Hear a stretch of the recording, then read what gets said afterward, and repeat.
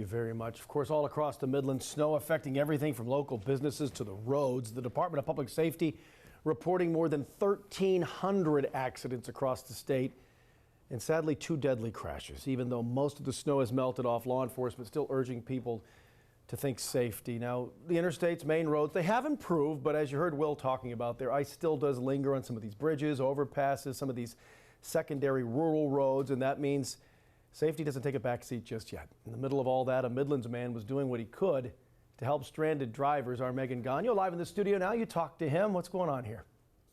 That's right, Brian, and that Good Samaritan, Perry Bradley, not only helped out Saturday, but tells me he still pulled some drivers out in the Clemson Road area earlier today. Over the weekend, Bradley spent hours putting his own safety on the line to help first responders rescue dozens of drivers stuck in those hazardous conditions. Meadowfield Road is completely iced over, okay? It is slippery. The snow that's falling is actually getting packed down by the vehicles going over it.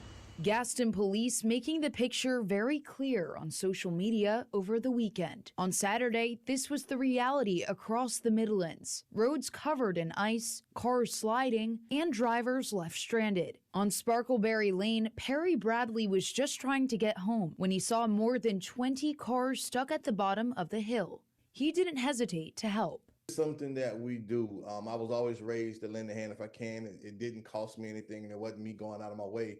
So I didn't realize it was going to be 20 plus cars at the time, but it was still something great to do. Using straps on the back of his 4x4, Bradley helped drivers and even firefighters pull cars to safety. But that work wasn't without some risk. The scary part was also not just helping people, but having to get out and cars sliding towards you as you're trying to hook up a car. That was scary. There were several times people started screaming at me, "Hey, get out of the way, get out of the way."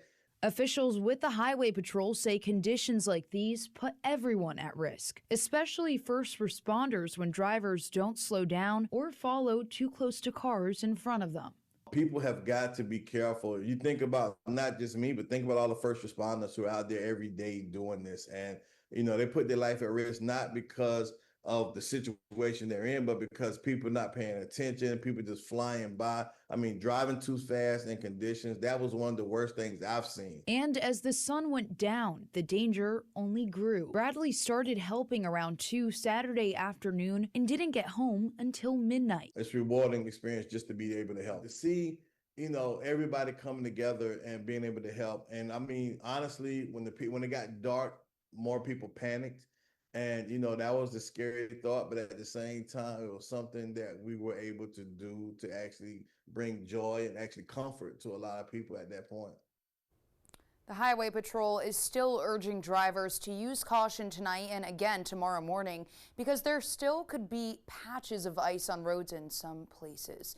In studio, I'm Megan Gagno, Watch Fox News, Local First.